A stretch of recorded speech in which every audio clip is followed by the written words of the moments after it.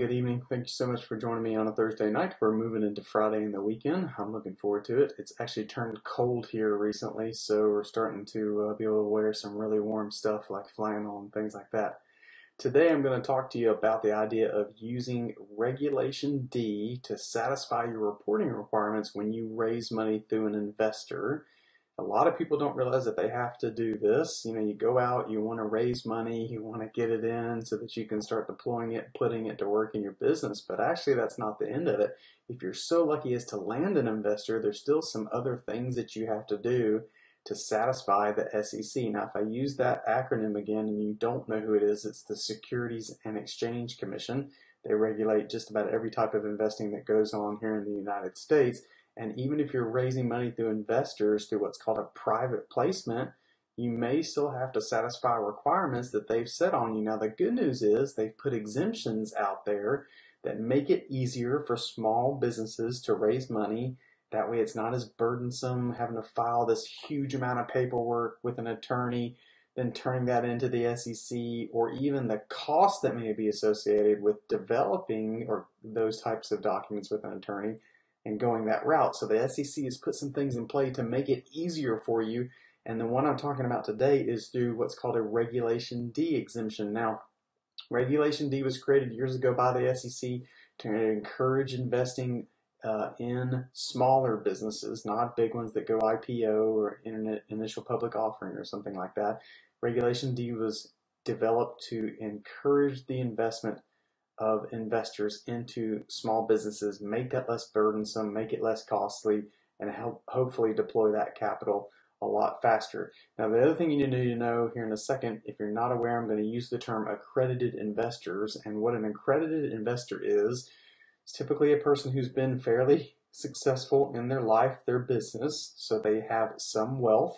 The way that is defined in the rules is an accredited investor is a person who has at least $1 million in net worth, and in previous years you could include the equity in your residence toward that $1 million in net worth. A few years ago, the SEC took that out of the definition. So in today's definition of an accredited investor, $1 million in net worth excluding equity in a personal residence, or if you've shown a lot of earnings. So if you can demonstrate 2 consecutive years of $200,000 or more in income, and that's as an individual, or $300,000 as a married couple, then using either of those two sets, you can qualify as an accredited investor, and that gets you certain rights as an investor. It basically gives you the ability to invest in companies and startups like that. My thought is, or the easiest way to summarize for you is the SEC feels like if you reach that level of success monetarily, that you must be somewhat astute, and therefore it's safer for you to make your own decisions without their oversight in an investment. So if I use the word accredited investors, because I know I'm going to, you know what that means. So Regulation D exemptions, there's 2 big ones I'm going to talk about real quick, and then the last one I'm going to split into 2 different parts. The first one is the 504 exemption. If you see me looking, I'm cheating a little bit. I've got my notes down here because I don't have every bit of the details memorized, but the 504 exemption works for companies that are wanting to raise up to $5 million in with investors, and that's during a 12-month period. Now, here's the key about the 504 exemption.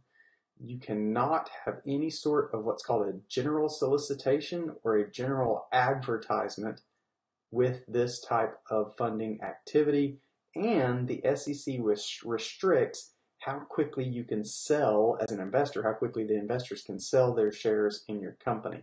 Sometimes a good range for that is about 6 months. So up to $5 million during a 12-month period, but you can't have a general solicitation. So for all the folks out there I've seen doing this that have a startup and they're trying to raise money and you're on social media asking people to invest in your business, be careful. The SEC sees that and comes after you, and you've not gone one of these routes or used one of these exemptions I'm talking about, you could get in a lot of trouble with them, fined and all kinds of things. So the 504 exemption is a really good one. The 506 can be broken up into 2 different parts. Part B is the first one I'm going to talk about. Same kind of rule. Now, by the way, on both the 506B and C, there is no monetary limit on the amount you can raise. So that's one of the big distinctions between 504 and 506. 504 is a $5 million cap. 506 no limit on the amount of money that you can raise. 506, the Part B, you can also not use a general solicitation or general advertisement, but the 506B allows you to bring on some investors that are not accredited investors. And there's that word that we just went through a few seconds ago. You can have, in a 506B, you can have an unlimited number of accredited investors put money into your business, and you can also have up to 35 non-accredited investors. So when might you use a 506B? Well, it might work really well for someone who is in the funding round that they're in, if they know they're going to maybe go after friends and family, right? Go out to friends and family and ask them to invest in their business. That's a 506B might be a perfect vehicle for that. That's not a general solicitation. You're not blasting word out to everyone out there that you're raising money. So if you're going with your family, you can have up to 35 non-accredited investors and an unlimited amount of accredited investors in a 506B. So that's the really big part. Now, it also has a restriction on the sale of those shares. And again, that's generally about 6 months. So investors are coming in, they know they're in for at least 6 months. 506B, the big difference between 506B and C, sorry, I'm starting to get my terms mixed up here. I want to make sure I get this right for you. The biggest difference between the 506B and C is that the C does allow a general solicitation and a general advertisement that you are raising money for your business. So if you know that you are going to go out and broadcast to the world that you want to raise money, then a 506C might make perfect sense for you. Now here's where it gets tricky. The 506B, no general solicitation, but you can have non-accredited investors. 506C, you can use a general solicitation or general advertisement, but every investor that invests in your business has to be accredited. So you see what they're doing there. They're saying if you're going to go out and ask for anyone to invest in your business, they're going to put a little protection on that and say they need to have a certain net worth in order to invest in your business. Now, the other thing that's key about these is when you're bringing on accredited investors with the 506C, there is a requirement that you, the company raising the money, uses some process to verify that that person is an accredited investor.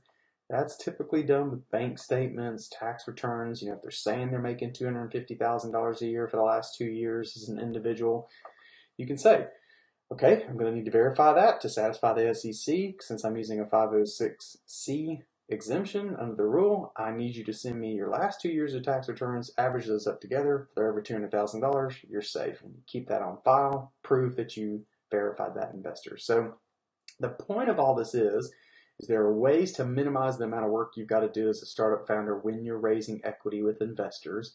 The real key is understanding the differences between the exemptions and thinking about how you're going to go about raising money with an investor, because that could change the exemption you use. Now, one last thing about this before I let you go, the way the exemptions work is that you don't have to notify the SEC prior. What you do is you raise your money, you have your requirements, you turn around and file what's called a Form D with the SEC, and I'll link to it here in the notes after this recording. You file a Form D with them, and you tell them the Form D is a little long. It's quite a few pages, as you could guess, as a government document might be. But it basically causes you to tell them about the company, the founders, what type of business it is, and then, as you guess it, which exemption you were using, and a little bit about the investors that are involved. So key for tonight, for your takeaway for you, is to understand that there are some exemptions out there that make raising money for a startup a lot easier and less burdensome from a document and cost perspective. Just for you, you need to be thinking through your marketing plan, how you're going to go about getting those investors, and then using that criteria to determine which exemption makes the most sense for you. Thanks a lot. Have a good day.